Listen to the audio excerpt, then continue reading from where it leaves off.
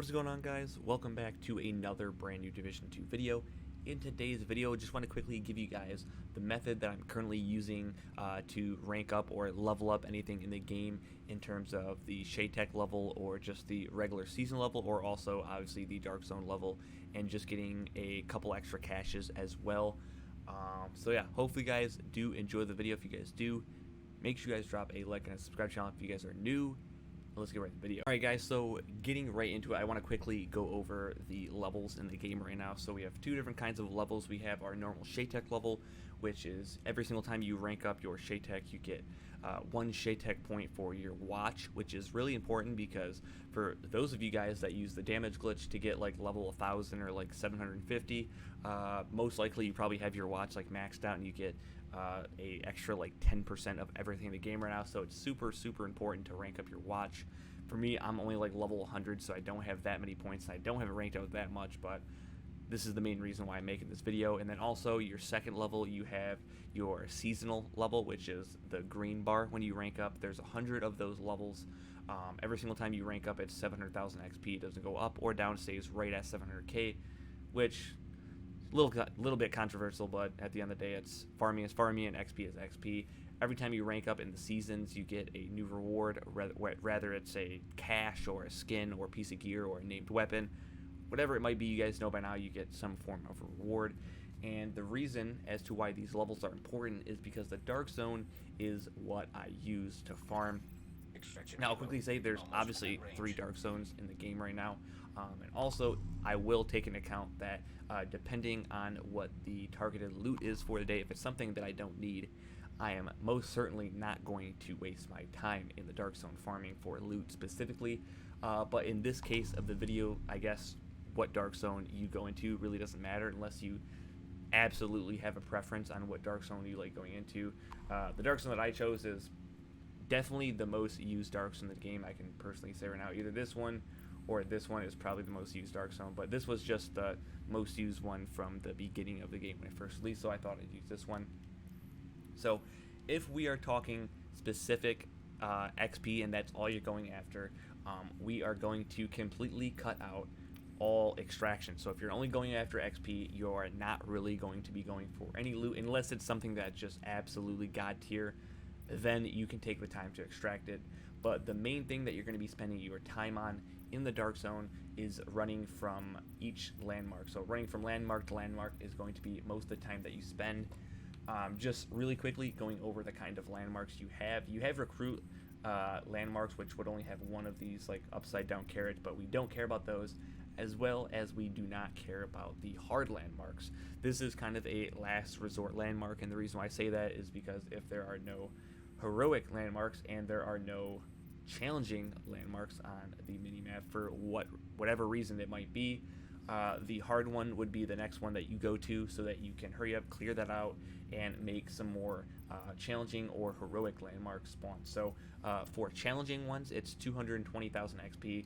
If you guys are wondering on how you can tell the difference between challenging and heroic, challenging is just 3 of these upside down carrots, and if you go to a heroic one, it's the same thing, but it has that little star right there on top of it as well. And the difference between those is 293k, and these ones are 220k. Now I know you guys are probably thinking, well, 220,000 and 300,000 is really not that much XP, but here's the thing, you guys will see some gameplay at the end of the video on how I clear my landmarks and how fast I actually can clear the landmarks. Challenging and heroic landmarks, or challenging and heroic landmarks, both only have 2 waves. Well, technically it's 3 waves. So when you get to landmark, it's going to have the original enemies that spawn on the landmark, so you kill them. Then a first wave, technically second wave, would spawn, you kill those people. Then the next wave would spawn, and that wave has the boss on it. So with all of those waves and all the enemies spawning at the challenging and heroic landmarks, each of those landmarks will typically only take me 3 to 3.5 minutes per challenging / heroic landmark, and probably 30 to 35% of that time spent on each of these landmarks is waiting for the waves to spawn the next enemies. I know it sounds really crazy, but that is most of the time, as well as also trying to kill a boss if it's like a super armored boss, but for the most time I'm running my M1A build, so I just practically 2-tap every single enemy no matter what it is, even if it is a boss. Like I said, you're not going for extractions. Unfortunately, there are actually no crates on the minimap as well, but you would certainly want to go for those as well. They are, I believe, 220,000 XP as well for the crates that drop in the Dark Zone. I think it's every 30 minutes or every hour. I'm not 100% sure on that. I think it's 30 minutes actually.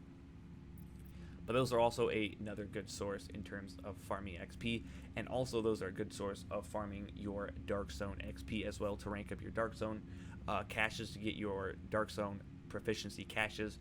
I probably had maybe 15 of those saved up that I just opened a couple of days ago. But yeah, that's really the main thing. Like I said, if you guys have a personal preference for what Dark Zone you guys like using, if you guys are maybe a little bit more accustomed to this one or the other one compared to this one. I know this one is a little bit smaller, which is the primary reasoning as to why I use this. It's a little bit easier to get around as well. Like I said, I use this Dark Zone the most, so I have a pretty good overview of where everything's at without having to click on the minimap and kind of like highlight stuff. If I was going to this one or the other one, I probably will have to pull up my minimap quite a bit to look at where I'm going. But since I'm so accustomed and I have a pretty good farming route in general where I like going, I just use this one the most, and like I said, it's also the smallest Dark Zone as well. And lastly, I do just want to quickly throw out there that I know this 110% is not the best method in terms of getting a lot of XP. I 100% know that for a fact. You can easily do any mission on Heroic solo with all of the attribute things on it and get like 800 and something thousand XP. I think it's close to 900,000 XP every single time.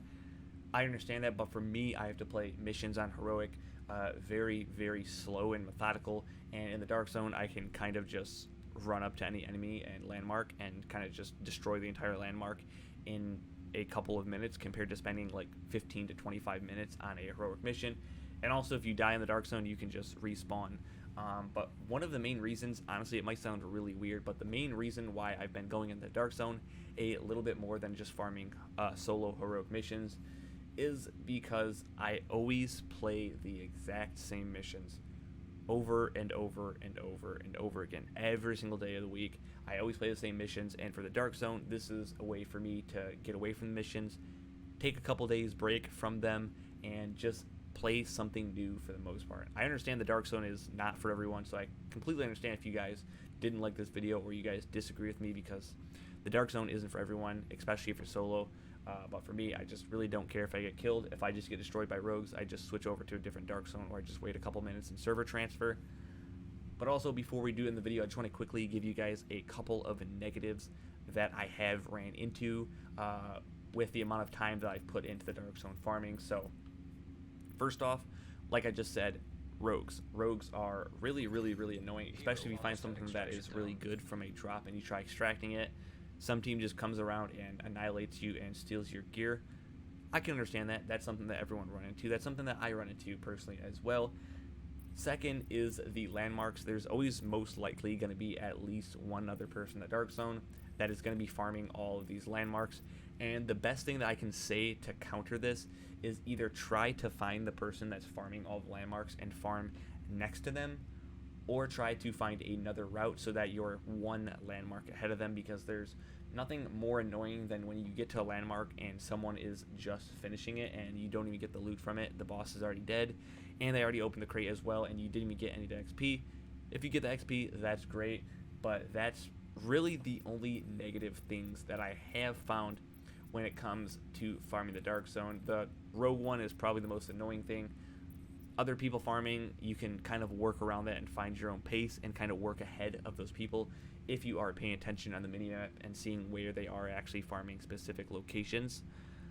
But other than that, guys, that is pretty much it. Like I said, I'll have some gameplay at the end of the video of me just going around farming landmarks in a couple of seconds, like literally like 2 to 3 minutes. I'm farming every single landmark and moving on to the next one. So if you guys did enjoy the video, make sure you guys drop a like and a subscribe channel if you guys are new.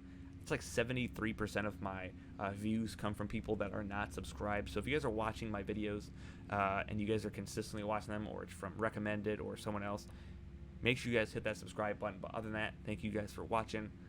I'll catch you guys in the next video. Peace out.